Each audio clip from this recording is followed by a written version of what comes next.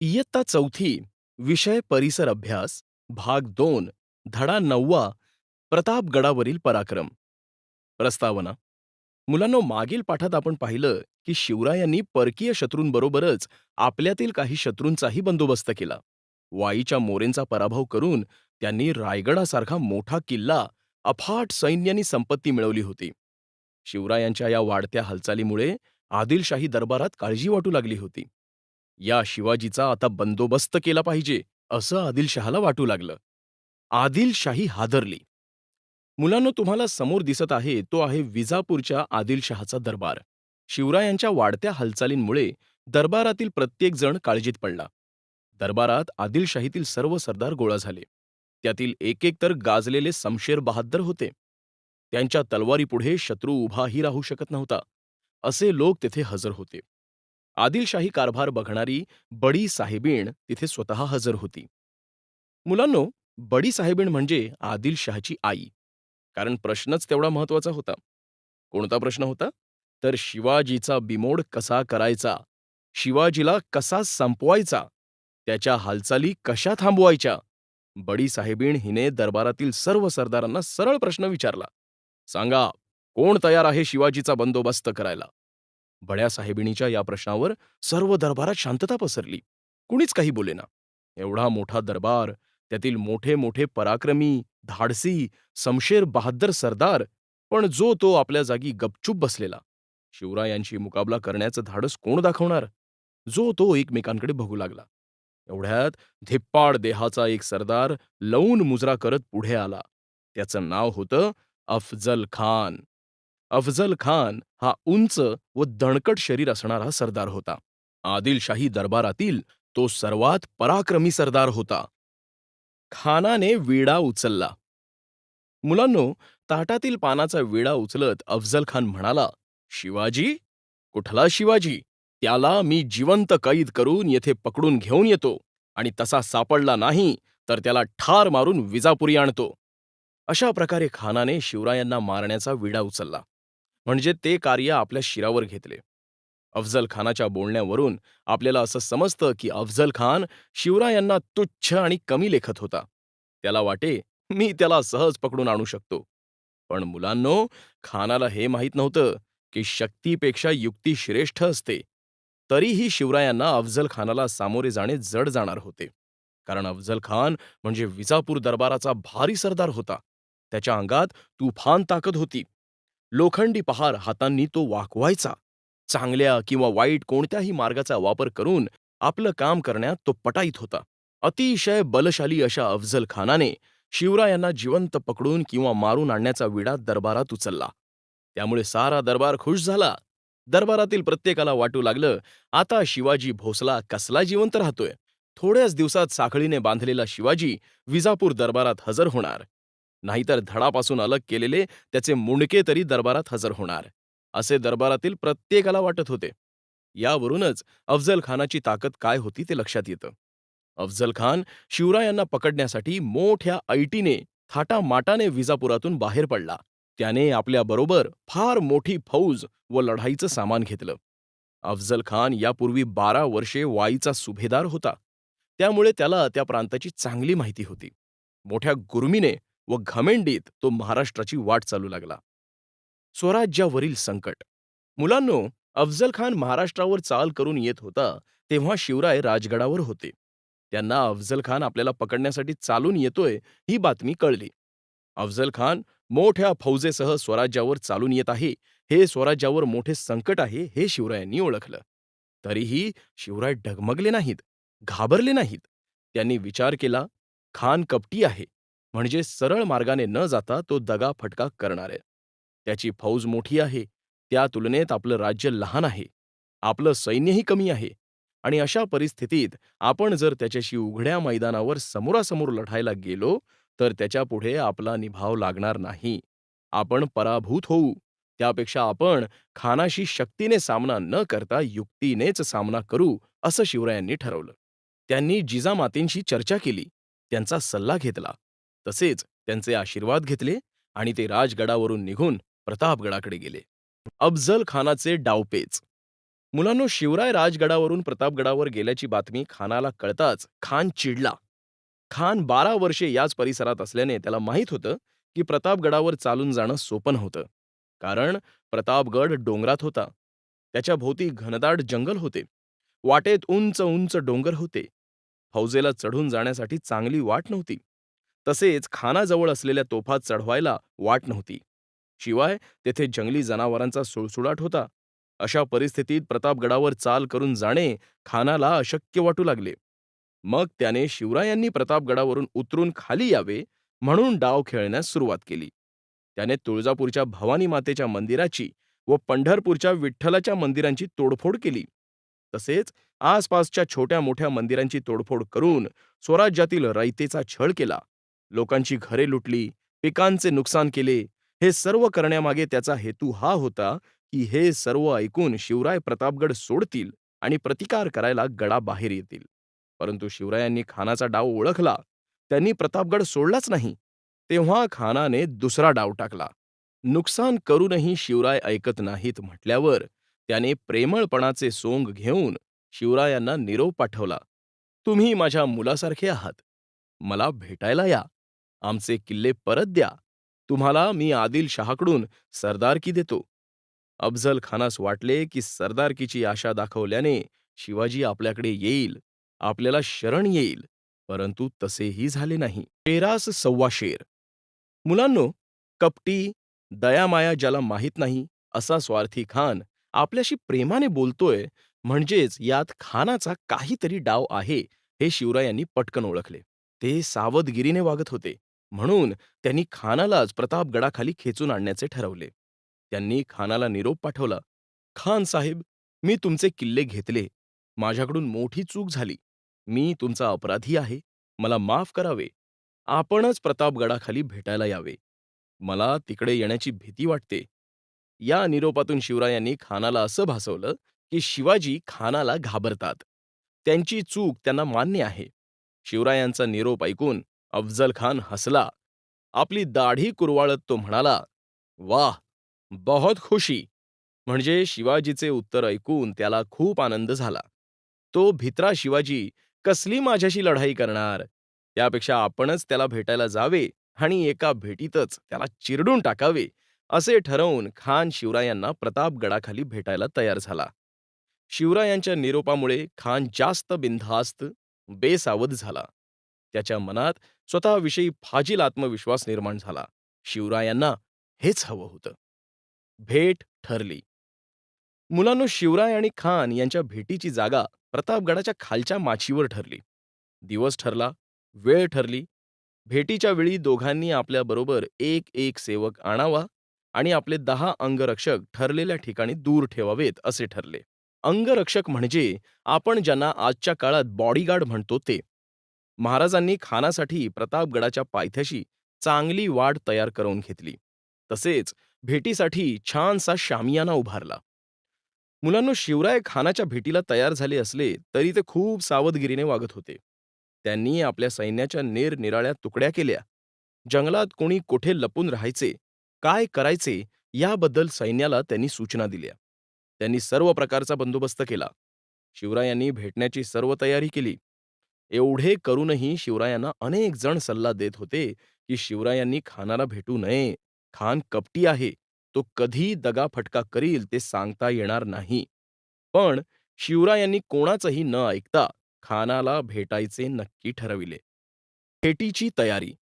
शेवटी भेटीचा दिवस उजाडला.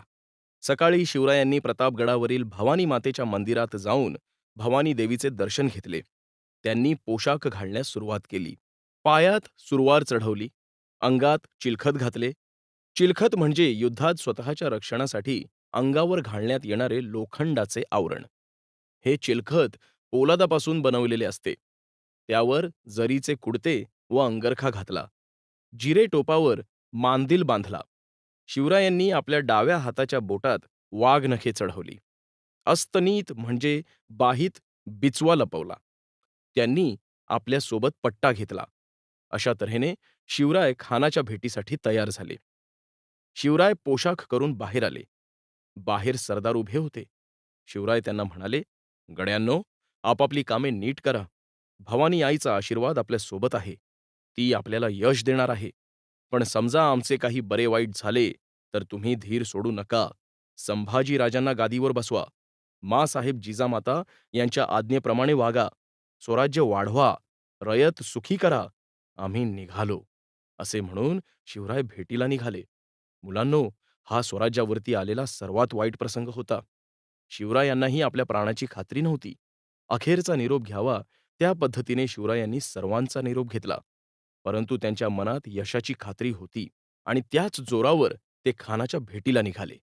शिवरायांबरोबर वकील पंताजी गोपीनाथ आणि जिवाजी महाला, संभाजी कावजी, येसाजी कंक, कृष्णाजी गायकवाड, सिद्दी इब्राहिम इत्यादी 10 अंगरक्षक होते.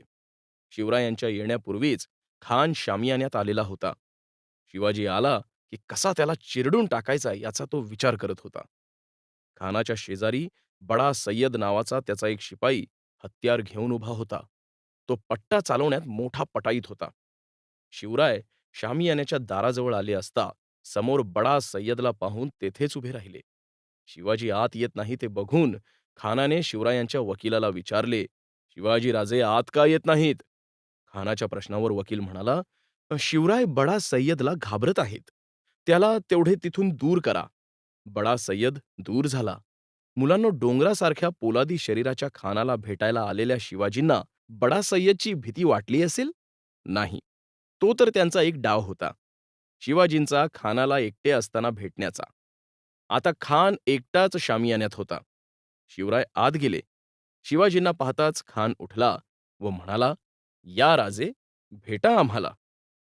अफझल खानाशी झटापट. मुलांनो, खानाने शिवरायांपुढे भेटीसाठी हात पसरले तसे शिवराय सावध झाले. सावधानतेने ते पुढे झाले. खानाने शिवरायांना मिठी मारली. धिप्पाड, शरीराने उंच व दणकट खानापुढे शिवराय ठेंगणे होते. उंचीने कमी होते.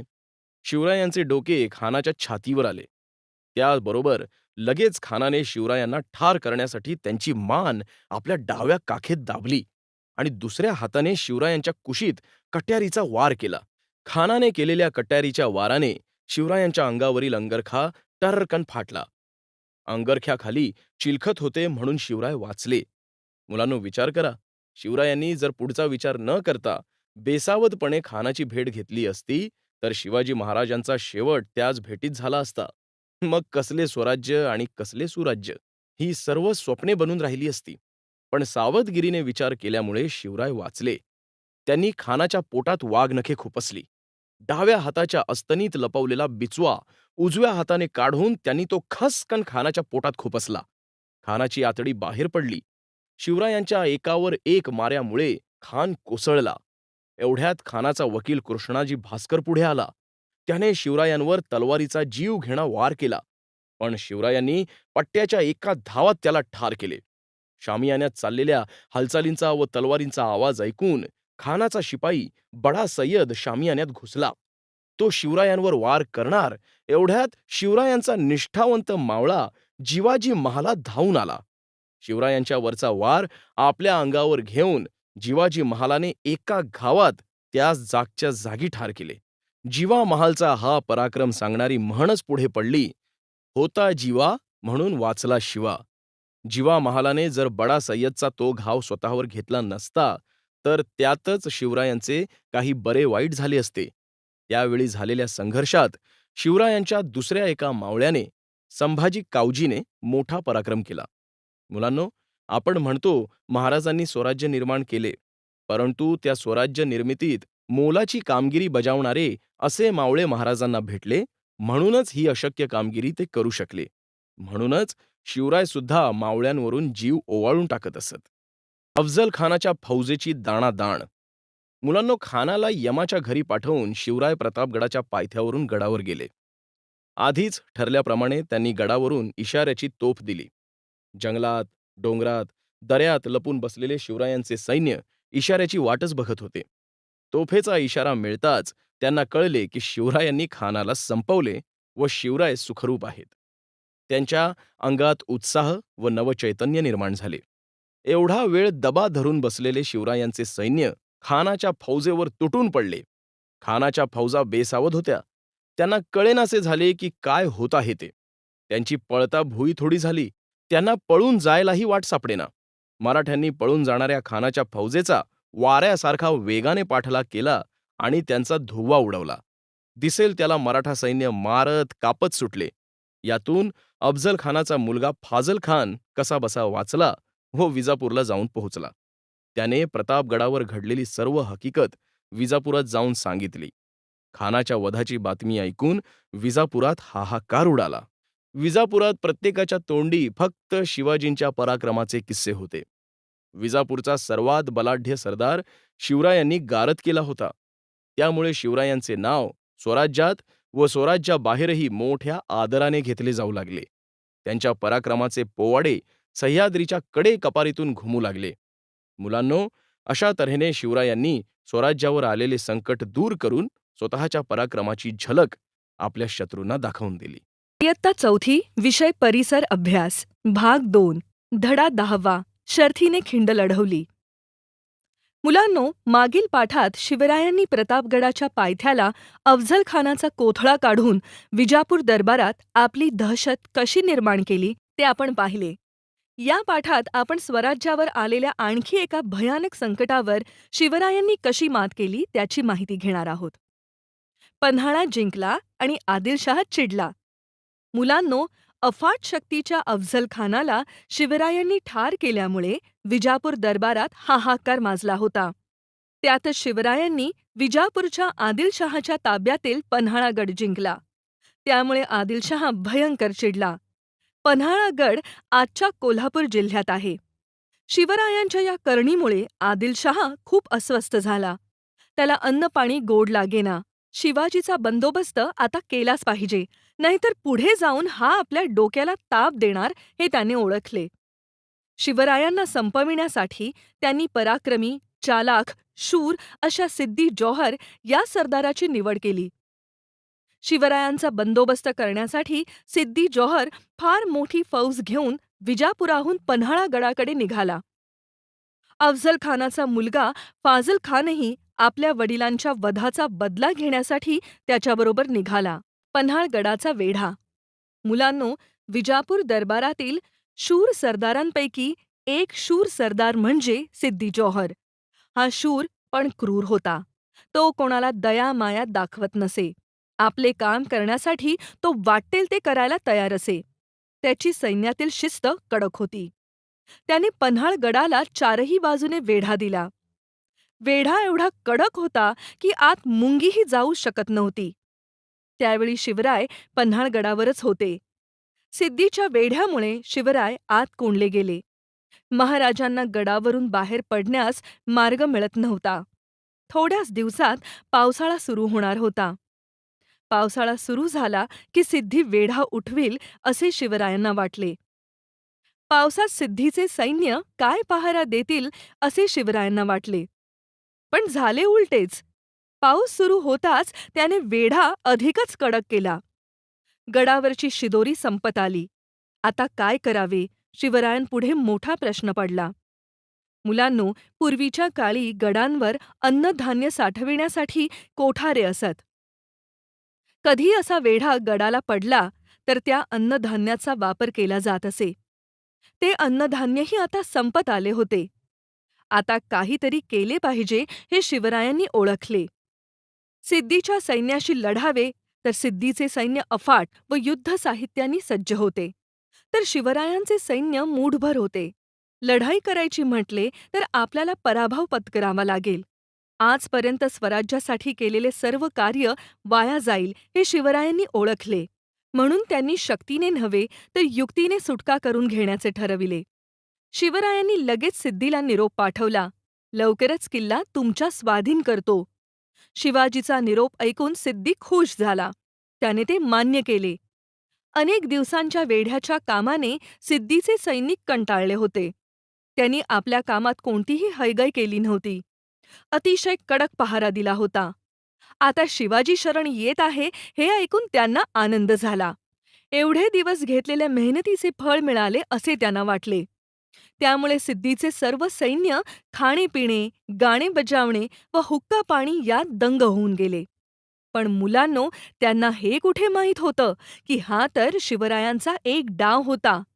वेढा थोडा सैल व्हावा, सिद्धी व सिद्धीचे सैन्य बेसावध व्हावे आणि आपल्याला सहज गडावरून बाहेर पडता यावे यासाठीचा. आणि झालेही तसेच, अगदी शिवरायांच्या मनासारखेच. शिवराय वेढ्यातून बाहेर. मुलांनो, शिवरायांनी वेढ्यातून निसटून जाण्यासाठी एक युक्ती योजली. त्यांनी 2 पालख्या सज्ज केल्या. त्यातील एका पालखीतून शिवराय अवघड वाटेने बाहेर जाणार होते आणि दुसऱ्या पालखीतून शिवरायांचे सोंग घेतलेली व्यक्ती राजदिंडी दरवाजातून म्हणजे प्रमुख दरवाजातून बाहेर पडणार होती. गडाच्या प्रमुख दरवाजातून ही पालखी जाणार असल्याने ती सहज शत्रू सैन्याला दिसणार व ती पकडली जाणार आणि पळून जाणाऱ्या शिवाजीलाच पकडल्याचे समजून शत्रू जल्लोष करणार. सर्व सैन्य त्या ठिकाणी जमा होणार. एवढ्यात शिवराय गडावरील अवघड वाटेने निसटून जाणार अशी ती योजना होती. शिवरायांनी योजना तर चांगली योजली होती, पण प्रश्न हा होता की शिवरायांचे सोंग घेऊन दुसऱ्या पालखीत बसणार कोण? कारण शिवरायांचे सोंग घेणे म्हणजे मृत्यूला मिठी मारणे होते. पण एवढे सर्व होणार हे माहीत असूनही एक बहादूर तरुण तयार झाला. तो दिसायला शिवरायांसारखाच होता आणि त्याचे नाव सुद्धा शिवाजीच होते. शिवरायांच्या सेवेतील केशभूषा करणारा तो सेवक होता.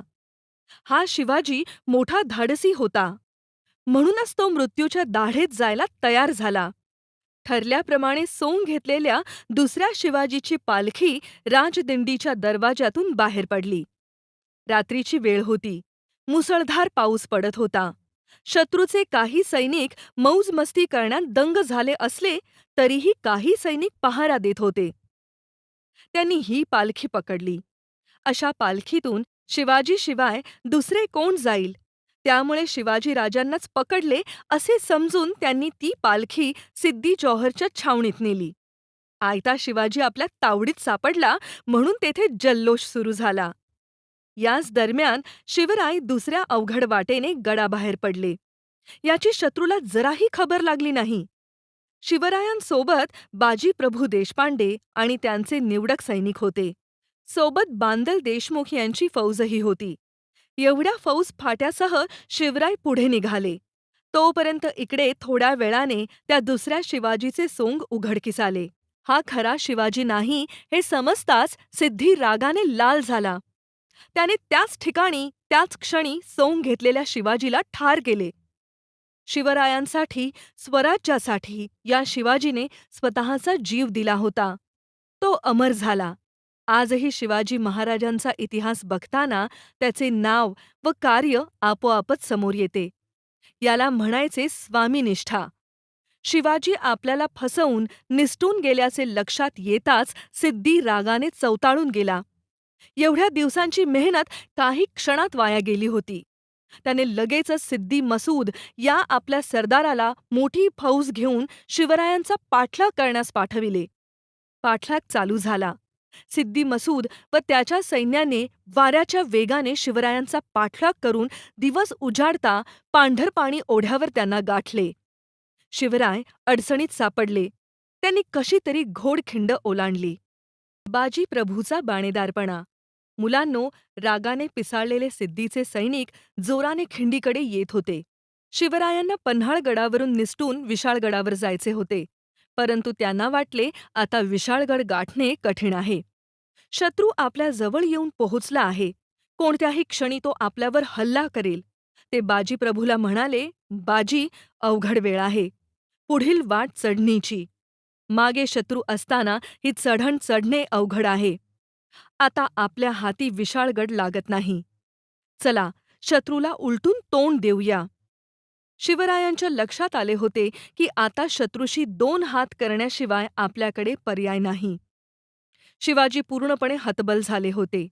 त्यांना काही मार्ग सापडत नव्हता. शिवरायांच्या मनाची अवस्था बाजीप्रभूंनी ओळखली. खिंडीकडे शत्रू चवताळून बेभान होऊन येत होता. शिवरायांचे प्राण धोक्यात होते. शिवरायांना काही झाले तर साऱ्या स्वराज्याचे नुकसान होणार होते.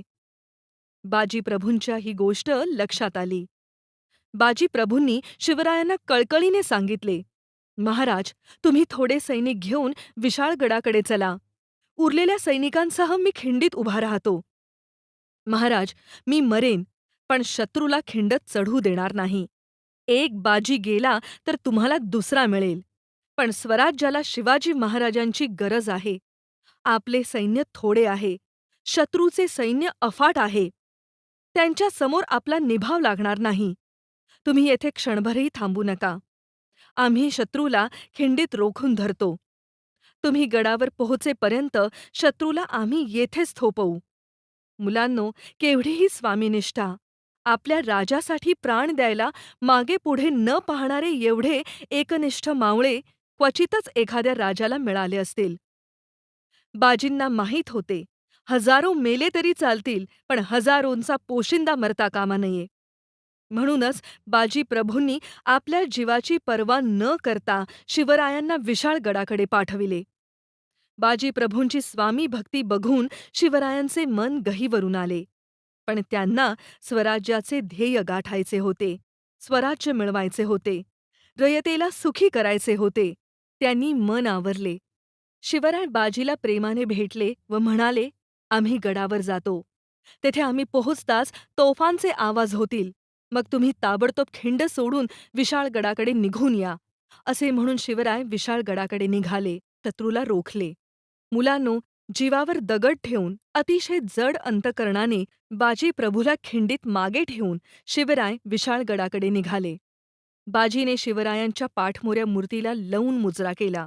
मग त्याने आपली तलवार घेतली आणि तो खिंडीच्या तोंडाशी उभा राहिला. त्याने मावळ्यांच्या तुकड्या पाडल्या. त्यांना जागा नेमून दिल्या. मावळ्यांनी दगडगोटे जमा केले आणि ते आपापल्या जागी शत्रूची वाट बघत तयारीत उभे राहिले. खिंडीच्या तोंडावर मावळ्यांची पोलादी फळी तयार झाली. इतक्यात शत्रूच्या युद्धगर्जना ऐकू आल्या. शत्रू खिंडीखाली आला. तसा बाजी मावळ्यानं म्हणाला, बहादूर मर्दानो, हुशार! जीव गेला तरी जागा सोडू नका. गनिमांना खिंड चढू देऊ नका. बाजी प्रभू आणि त्याचे मावळे खिंडीच्या तोंडाशी पाय रोवून उभे राहिले. खिंडीची वाट अवघड व अतिशय चिंचोळी व नागमोडी होती. एका वेळी 3-4 माणसे कशी तरी वर चढू शकत. तिकडे शिवराय व त्यांच्याबरोबरचे मावळे वाऱ्याच्या वेगाने विशाळगडाकडे धावत होते. विशाळगडाचा पायथा अजून दूर होता. गडावर पोहोचण्यासाठी शिवरायांना अजून 1.5-2 तास हवे होते. तेवढा वेळ बाजीने खिंड अडवून ठेवल्यास शिवरायांचे काम पूर्ण होणार होते. खिंडीतील झुंज. मुलांनो, इकडे खिंडीत शर्थीने झुंज सुरू झाली. शत्रू खिंड चढू लागला. शत्रूची पहिली तुकडी खिंडीवर येऊन धडकली. मावळ्यांनी कड्यांवर चढून शत्रूवर दगडगोट्यांचा वर्षाव सुरू केला. दगडधोंड्यांचा मारा करण्यात मावळे पटाईत होते. शिवरायांच्या मावळ्यांनी कित्येक शत्रू सैनिकांना टिपले. कित्येकांची डोकी फोडली. पहिली तुकडी पराभूत झाली. ते मागे हटले तोपर्यंत दुसरी तुकडी जोमाने खिंड चढू लागली. बाजीप्रभू ओरडला, हाणा, मारा!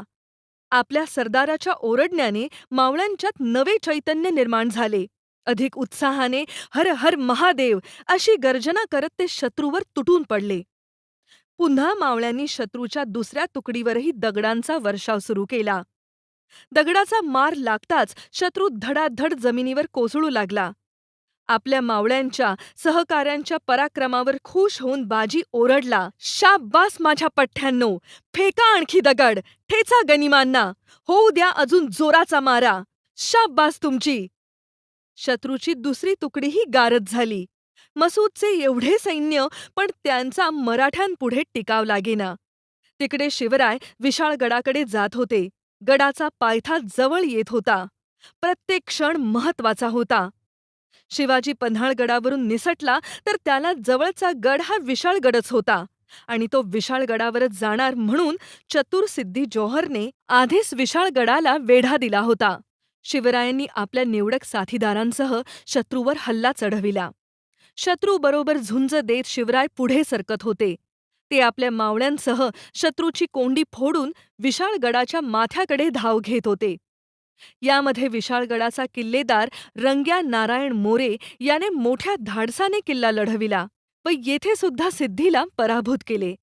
मुलांनो, अतिशय अवघड असा हा प्रसंग होता.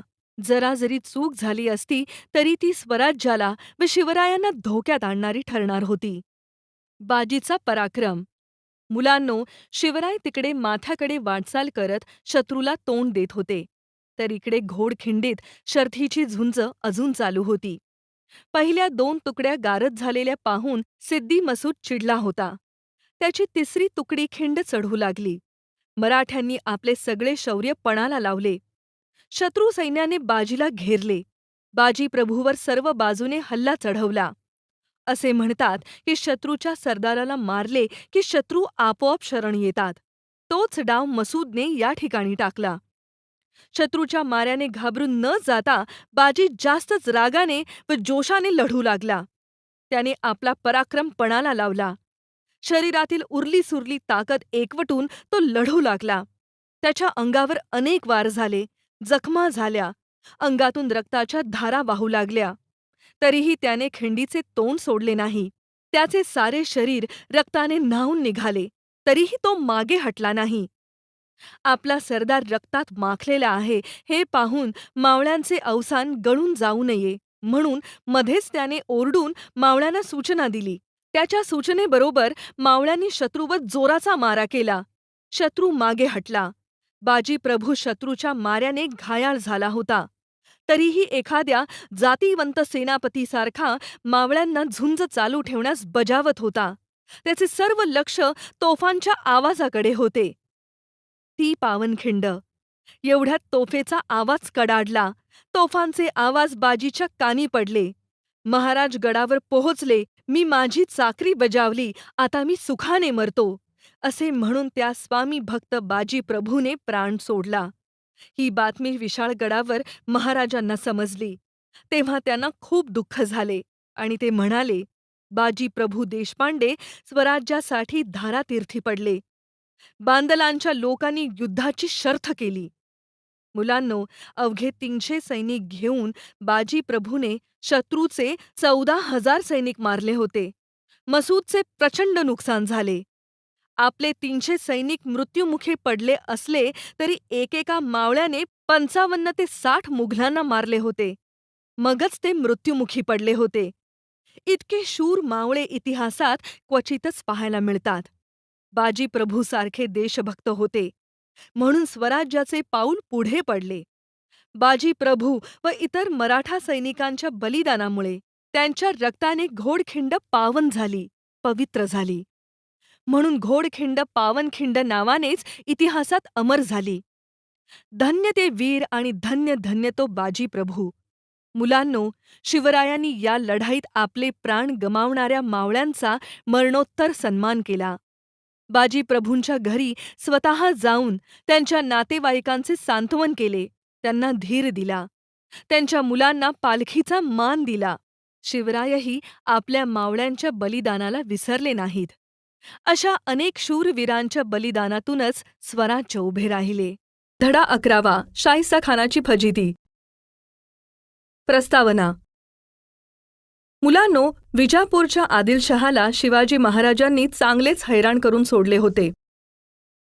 अफझल खानासारख्या क्रूर, बलाढ्य अशा सरदाराचा महाराजांनी कोथळा बाहेर काढला होता.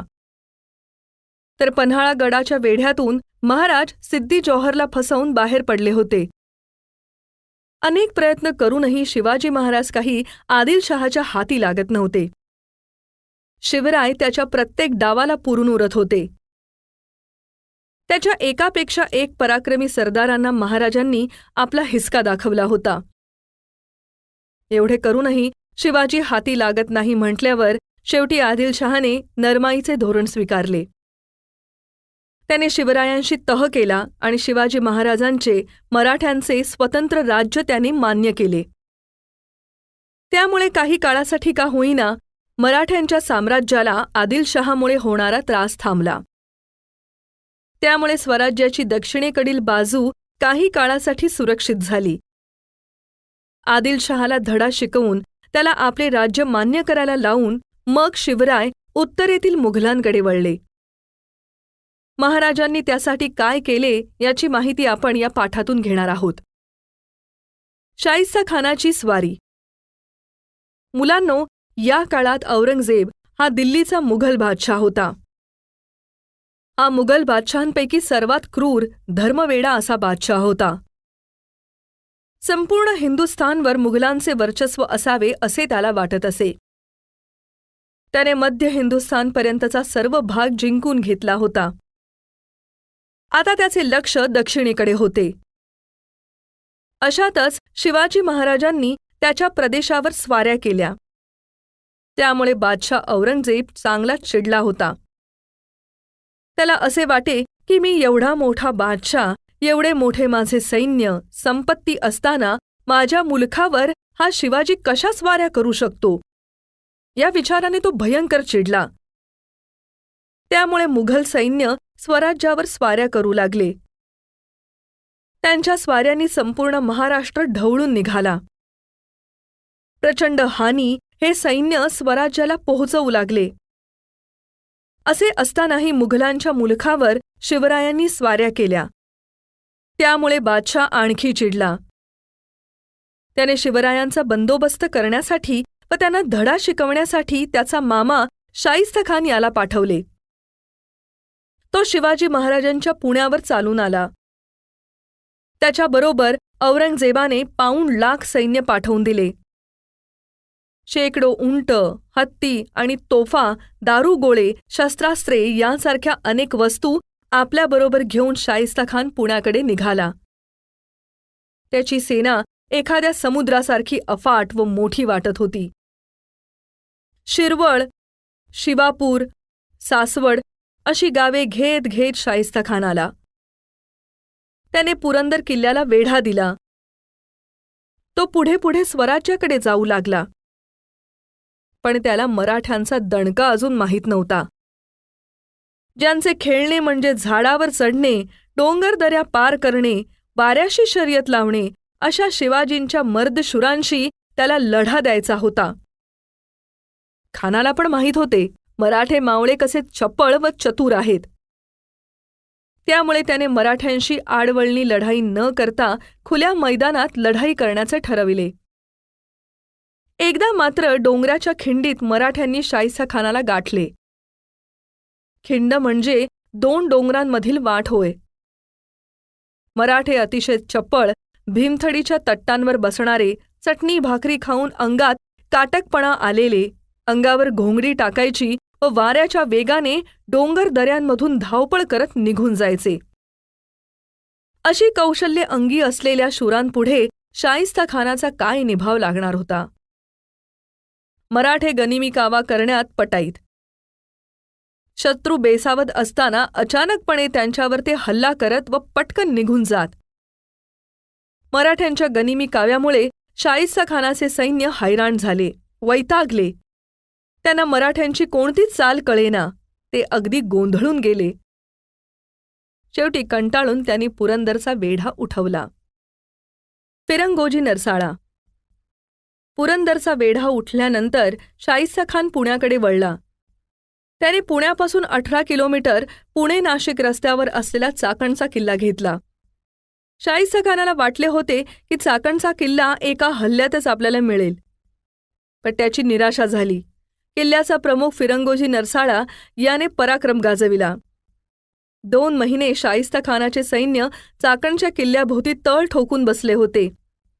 पण मराठे त्यांना दाद देत नव्हते.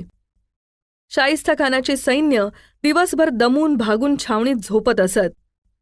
तेव्हाच रात्रीचे मराठे मावळे फिरंगोजी नरसाळा यांच्यासोबत छावणीत शिरत. झोपलेल्या सैन्याला कापत सुटत.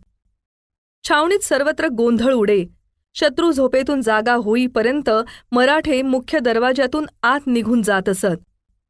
असे करत फक्त 300 ते 350 मराठ्यांनी जवळजवळ 21,000 मुघलांशी व प्रचंड अशा तोफांशी सलग 50 दिवस लढा दिला. परंतु 14 ऑगस्ट 1660च्या मध्यरात्रीपासून ते दुसऱ्या दिवसापर्यंत मुघल व मराठे यांच्यात प्रचंड युद्ध झाले. या युद्धात शाहिस्ता खानाचे सैन्य मराठ्यांना वरचढ ठरले. तशातही फिरंगोजीने माघार घेतली नाही. तो आपल्या सर्व ताकदीनिशी मुघली सैन्याला लढा देत होता. त्याचा तो पराक्रम व शौर्य पाहून शाहिस्ता खान त्याच्यावर खुश झाला. त्याने त्याला बादशाची चाकरी करावी. तुझा पराक्रम पाहून औरंगजेब बादशाह खुश होईल असे सांगितले. पण फिरंगोजी बदलला नाही. त्यांनी त्याला नकार दिला. शाहिस्ता खानही दिलदार माणूस होता. त्याने फिरंगोजी व त्याच्या उरलेल्या सैन्याला जिवंत सोडले. अशा प्रकारे फिरंगोजी या मर्द मराठ्याने 2 महिने चाकणचा किल्ला लढवला. लाल महालात शाहिस्ता खान. शाहिस्ता खान पुण्यात आला. पुण्यात त्याने शिवाजी महाराजांच्या लाल महालात तळ ठोकला. त्याची फौज लाल महालाभोवती तळ ठोकून होती. त्यामुळे महाराजांच्या मावळ्यांचे काहीच चालेना. त्यांना आपल्या मनाप्रमाणे फिरताही येईना. 1 वर्ष गेले, दुसरे गेले, पण खान काही लाल महालातून हलेना. उलट तो अधूनमधून आपली फौज लाल महालाच्या भोवतालच्या प्रदेशात पाठवी. त्याचे सैन्य रयतेचे, त्यांच्या पिकांचे प्रचंड नुकसान करीत असे. सैन्य गरीब रयतेची गुरे ओढून आणी. अशा प्रकारे पुण्याच्या भोवतालचा प्रदेश खान व त्याच्या सैन्याने उद्ध्वस्त करून टाकला. सगळीकडे गोंधळ माजला होता. धाडसी बेत. 2 वर्षे झाली तरी खान काही लाल महाल सोडेना. बरे, तो फक्त लाल महाल बळकावून बसला असता तर ठीक होते, पण त्याचे सैन्य बाहेर स्वराज्याचे मोठे नुकसान करीत होते. त्यामुळे महाराजांना खानाचा राग आला. त्यांनी त्याची खोड मोडायची ठरवली. खानाने पुण्यात इतर कोणत्याही ठिकाणी न थांबता लाल महालात थांबणे म्हणजे महाराजांच्या सोयीचे होते. कारण त्या वाड्यात महाराजांचे बालपण गेले होते. त्यामुळे त्या वाड्यातील खोल्या, खिडक्या, दारे, वाटा, चोरवाटा व दालने यांची शिवरायांना सारी माहिती होती.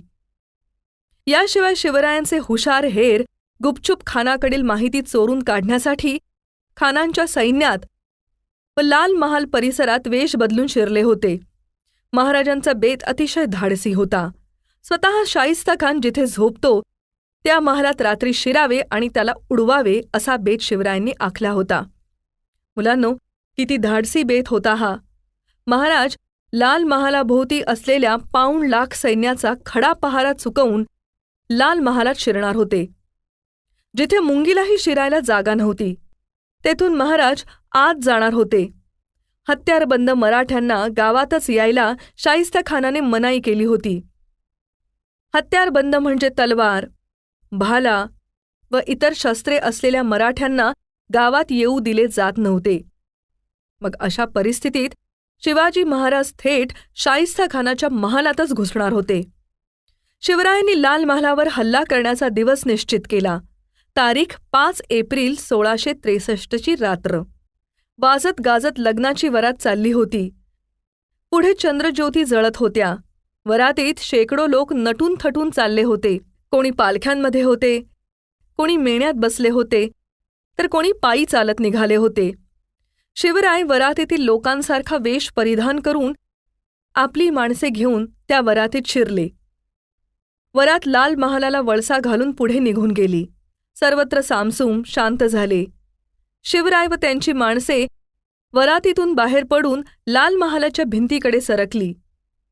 त्यावेळी शाहिस्ता खान आपल्या महालात गाढ शांतपणे झोपला होता. शाहिस्ता खानाची खोड मोडली. लाल महालाच्या भिंतीला मोठे भगदाड पाडून शिवराय आत महालात शिरले. त्यांना त्या वाड्याचा कानाकोपरा व खडानखडा माहिती होती. शिवराय आत शिरत होते तेव्हा खानाचे पहारेकरी पेंगत होते. त्या पेंगणाऱ्या पहारेकऱ्यांना शिवरायांच्या माणसांनी बांधून टाकले. शिवराय आणखी आत महालात शिरले. इतक्यात कोणीतरी व्यक्ती तलवार घेऊन त्यांच्यावर धावून आली. शिवरायांनी त्याला जागेवरच ठार केले. त्यांना वाटले तो शाहिस्ता खान असावा, पण तो त्याचा मुलगा होता. त्याबरोबर महालात गडबड झाली. लोक जागे झाले. कुणाला काहीच कळेना नेमके काय झाले आहे. जो तो सैरावेरा धावू लागला. शिवरायांच्या हेराने अचूकपणे त्यांना शाहिस्ता खानाच्या झोपण्याचा महल सांगितला होता. शिवराय थेट खानाच्या झोपण्याच्या महालात गेले. त्यांनी आपली तलवार उपसली. शाहिस्ता खान जागा झाला. समोर शिवरायांना पाहून तो घाबरला. सैतान सैतान असे ओरडून तो खिडकीतून पळून जाऊ लागला. शिवरायही त्याच्या मागोमाग धावले. शाहिस्ता खान खिडकीतून बाहेर उडी टाकणार तेवढ्यात शिवरायांनी त्याच्यावर वार केला. खानाचे नशीब चांगले म्हणून तो जीवावर बेतणारा वार त्याच्या बोटांवर गेला. खानाच्या उजव्या हाताचा अंगठा व करंगळीच्या मधली 3 बोटे कापली गेली. खानाच्या प्राणावर हा वार बसणार होता, पण तो बोटावर निभावला. खान खिडकीतून उडी टाकून पळाला. महाराजांना समजले खानाला चांगलाच धडा मिळाला. आता तो परत आपल्या वाटेला येणार नाही. खानावर वार करेपर्यंत वाड्यात प्रचंड गोंधळ निर्माण झाला. खान पळाला तरी खानाचे सैन्य तसेच पहारा देत होते. ते या गोंधळाने सावध झाले. ते आता मराठ्यांवर हल्ला करणार हे महाराजांना व त्यांच्या मावळ्यांना माहीत होते. म्हणून शिवराय व त्यांच्या मावळ्यांनी मुद्दाम खानाच्या लोकांना फसविण्यासाठी आरडाओरडा करायला सुरुवात केली. शिवाजी आला, धावा धावा, पकडा त्याला, असे ते ओरडत सुटले. खानाची माणसेही त्यांच्याबरोबर पळत होती. त्यांना कळतच नव्हते की कोण आपले व कोण शिवरायांचे आहेत. त्यांच्यातच गोंधळ निर्माण झाला. त्याचाच फायदा घेऊन शिवराय आणि त्यांची माणसे सिंहगडाकडे निघून गेली. ती सुखरूप गडावर पोहोचली सुद्धा, तरीही इकडे खानाची माणसे शिवरायांना रात्रभर शोधतच राहिली. शाहिस्ता खान पूर्णपणे महाराजांना घाबरून गेला होता. त्याला वाटू लागले, आज बोटे तुटली, उद्या जर आपण शिवाजीच्या तावडीत सापडलो तर तो आपले डोके शरीरापासून वेगळे करून नेईल. औरंगजेबाने खूप विश्वासाने व अफाट फौजेनेशी शाहिस्ता खानाला शिवाजी महाराजांना संपविण्यासाठी पाठवून दिले होते. त्याला हा प्रकार समजताच खूप राग आला. तो शाहिस्ता खानावर नाराज झाला. त्याने आदेश काढून खानाला बंगालमध्ये पाठवून दिले. मुलांनो, जो औरंगजेब व त्याचे सैन्य स्वतःला खूप महान पराक्रमी समजत होते व महाराजांना अतिशय सामान्य समजत होते, त्याच्या मुघल सत्तेला बसलेला हा पहिला तडाखा होता. आणि हा एवढा जबरदस्त होता की त्यामुळे संपूर्ण मुघल साम्राज्य हादरले. शिवराय सिंहगडावर विजयी होऊन आले. त्याचा आनंद तोफा उडवून साजरा करण्यात आला. स्वराज्यातील व विशेष करून पुणे व आसपासच्या परिसरातील संकट दूर झाले होते. यामुळे संपूर्ण महाराष्ट्राला आनंदी आनंद वाटू लागला. मुलांनो, अशा प्रकारे शिवाजी महाराजांनी शाहिस्ता खानाची खोड मोडलीच, त्याचबरोबर औरंगजेबालाही शिवाजी महाराज कोण आहेत ते दाखवून दिले. इयत्ता 4 विषय परिसर अभ्यास भाग 2 धडा 12 पुरंदरचा वेढा व तह. सुरतेवर छापा. मुलांनो, शाहिस्तेखानाला पुण्यातून पळवून लावून महाराजांनी औरंगजेबाला चांगलाच धडा शिकवला होता. एवढा मोठा विजय मिळाल्यानंतर गप्प बसतील ते शिवाजी महाराज कसले. शाहिस्तेखान पळून गेला असला तरी औरंगजेब बादशाच्या फौजा महाराष्ट्रात स्वाऱ्या करून रयतेचे व स्वराज्याचे नुकसान करीत होत्या. तेव्हा बादशाला धडा शिकवलाच पाहिजे असे महाराजांना वाटले. त्यासाठी त्यांनी एक मोहीम आखली, ती म्हणजे सुरतेवर छापा घालायचा. मुलांनो, महाराज पुण्यात होते तर सुरत गुजरातमध्ये. म्हणजे महाराजांना किती दूरवर जाऊन त्या शहराची लूट करायची होती ते पहा. मुलांनो, छापा टाकण्यासाठी महाराजांनी सुरत हे शहरच का निवडावे? कारण सुरत हे मुघल साम्राज्याचे अत्यंत मोठे, सुरक्षित व श्रीमंत असे शहर होते. मुघल साम्राज्याची राजधानी दिल्ली होती. दिल्ली खालोखाल दिमाग होता तो सुरत शहराचा. सुरतेची संपूर्ण माहिती मिळवण्यासाठी महाराजांनी आपल्या हेर खात्याचा प्रमुख बहिर्जी नाईक यास पाठवले. बहिर्जीने सुरतेची संपूर्ण माहिती महाराजांना अगदी बिनचूक दिली. त्या माहितीच्या आधारे महाराजांनी सुरतेवर छापा टाकला.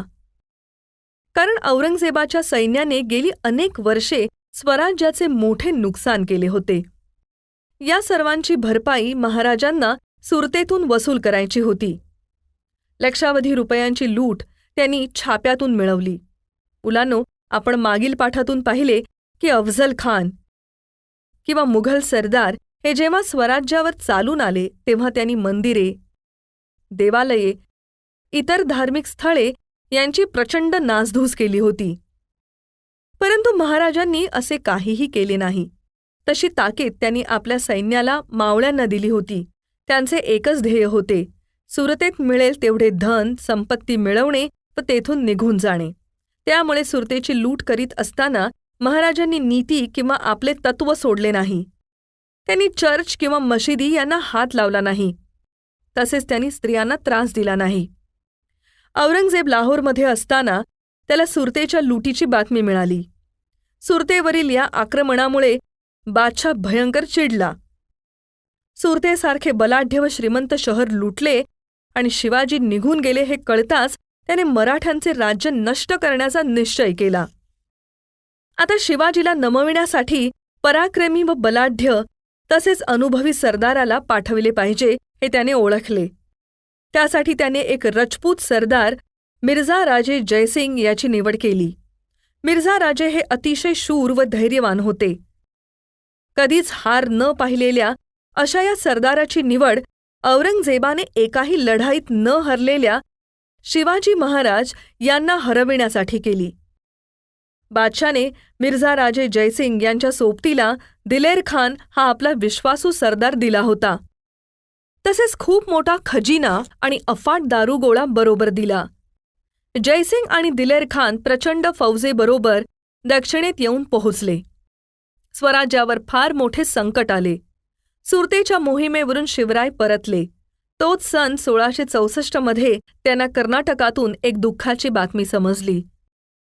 कर्नाटकच्या जंगलात शिकार करीत असताना एका प्राण्याचा पाठलाग करीत असताना शहाजीराजांच्या घोड्याचा पाय रानवेलीत अडकला व घोडा पडला. घोडा पडताच महाराजही खाली कोसळले व जागीच बेशुद्ध पडले. त्यातच शहाजीराजांचे निधन झाले. शिवराय जिजाऊ यांच्यावर दुःखाचा डोंगर कोसळला. शिवरायांनी खंबीरपणे आपल्या मातोश्रींना दुःखातून सावरले. पुरंदरला मुघलांचा वेढा. पुरंदर हा शिवरायांचा प्रचंड व बळकट किल्ला होता. पुणे जिल्ह्यातील सासवडपासून अगदी जवळ असलेला किल्ला म्हणजे पुरंदर होय. पुरंदरवरच संभाजीराजे यांचा जन्म झाला होता. असा हा बळकट व मजबूत किल्ला घेतल्याशिवाय शिवरायांचे साम्राज्य नष्ट होऊ शकणार नाही हे दिलेर खानाला माहीत होते. त्यामुळे त्याने पुरंदर किल्ल्याला वेढा दिला. दिलेर खान प्रचंड फौज घेऊन आला होता. पण पुरंदरचा किल्लेदार मुरार बाजी हा मोठा जिद्दीचा वीर होता. त्याच्या हाताखालचे शिपाईही मोठे शूर व पराक्रमी होते. या साऱ्या शिपायांच्या बरोबर मुरार बाजी दिलेर खानाच्या फौजेपुढे लढाईला उभा राहिला. दिलेर खानाने गडावर तोफा डागल्या. त्याच्या तोफा कडाडू लागल्या. तोफेचे लाल भडक गोळे किल्ल्यावर व किल्ल्याच्या बुरुजांवर कोसळू लागले. मुरार बाजी व त्याचे सैन्य हे गडावरून पाहत होते. ते अधिक जोराने व जोमाने झुंज देऊ लागले. मुघलांनी एकावर एक तोफगोळे सोडायला सुरुवात केली.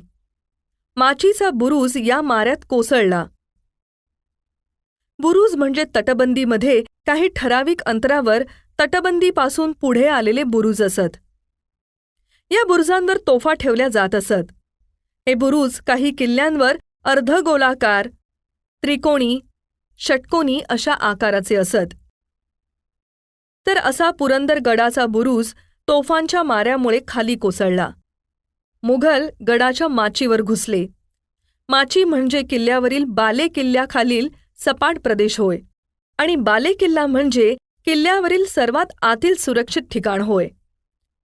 दिलेर खानाने माचीही जिंकली. मराठ्यांनी वरच्या बाले किल्ल्याचा आश्रय घेतला तरीही ते लढतच राहिले. दिलेर खान आपल्या छावणीतून ही लढाई बघत होता. किल्ल्याचा किल्लेदार मुरार बाजी रागाने लाल झाला होता. त्याने आपल्या सर्व मावळ्यांना एकत्र बोलावले. त्यातील निवडक 500 मावळे त्याने आपल्या सोबत घेतले. त्या निवडक सैन्यासह त्याने मुघलांवर हल्ला करण्याचा बेत केला. त्याने बाले किल्ल्याचा दरवाजा उघडला.